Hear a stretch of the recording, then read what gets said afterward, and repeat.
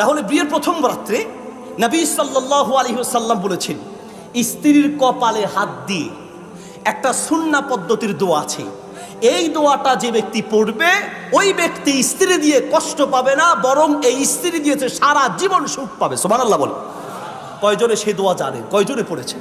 হাদিস তো আমি বলি নেই, আল্লাহ রাসূল সাল্লাল্লাহু আলাইহি ওয়াসাল্লাম শিখিয়েছেন। মিশকাতে হাদিসটি আছে, মুসনাদ আহমদে আছে, সহিহুল জামি কিতাবে আছে, সিলসিলা সহিহার ভিতরে আছে। কপালে হাত দিয়ে দোয়াটা বলতে হয়। দোয়াটা বলবো, শর্ত আছে। বিয়ের সময় আমার দাওয়াত দিতে হবে। রাজি আছেন? কে কে রাজি আছেন? হাত দেখান তো। যারা বিয়ে একবার করছে তারাও হাত তুলছে নাকি? মাশাআল্লাহ।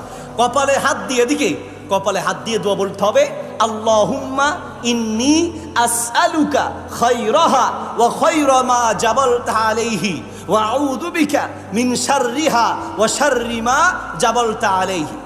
আল্লাহুম্মা ইন্নী আসআলুকা খায়রাহা ওয়া খায়রা মা জাবালতা আলাইহি ওয়া আউযু বিকা মিন শাররিহা ওয়া শাররি মা জাবালতা আলাইহি। এই যে দোয়াটা, এই দোয়াটা পড়বেন। এবার যারা রেকর্ড করছেন তো আলহামদুলিল্লাহ। এই যারা আপনারা যারা মুখস্থ নাই তারা কি করবেন? এই যে মিডিয়ার ভাইরা আছে, ইন্টারনেটে সার্চ দিলে আজকের এলাকার নাম লিখে ইনশাল্লাহ ইন্টারনেটে পাবেন। এখন এদেরকে দেখলেই যে আপনাদের মাথা গরম হয়ে যায়, এদেরকে দৌড়ায় দিতে চান। মাহফিল তো এরা যদি না থাকতো মাহফিল তো এখানেই বন্ধ হয়ে যেত। কথা বল ঠিক কিনা? এরা থাকার কারণে আলহামদুলিল্লাহ পরবর্তীতে আপনাদের ওয়াজ মাহফিলটা পাবেন। সম্মানিত উপস্থিতি, অথবা আলেমুল আমাদের কাছ থেকে নিয়ে যাবেন, লিখে নিয়ে যাবেন।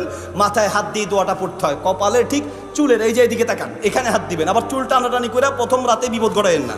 এখানে হাত দিবেন, হাত দিয়ে দোয়াটা পড়বেন। যদি না পারেন আলেমদের থেকে নিয়ে যাবেন, নাকি হুজুর নিয়ে যাবেন? হুজুর চলেন, সারা জীবন দোয়া আপনি করছেন, আমি নতুন বিয়ে করছি, প্রথম দোয়াটা আপনি সারান হবে না। অথবা আরেকটা কাজ করতে পারেন, হুজুর আসেন বাড়িতে, হুজুরের দরজার সামনে দরজা লাগাই দিবেন। আবার হুজুর না হয় দেখবে, দরজা লাগিয়ে হুজুরকে বাইরে রেখে হুজুরকে বলবেন, হুজুর আপনি দোয়া বলেন। আপনি হুজুরের সাথে মুখে মুখে বলবেন, অথবা রেকর্ড করে নিয়ে যাবেন, কানে কানে শুনে কপালে হাত দিয়ে দোয়াটা পড়বেন।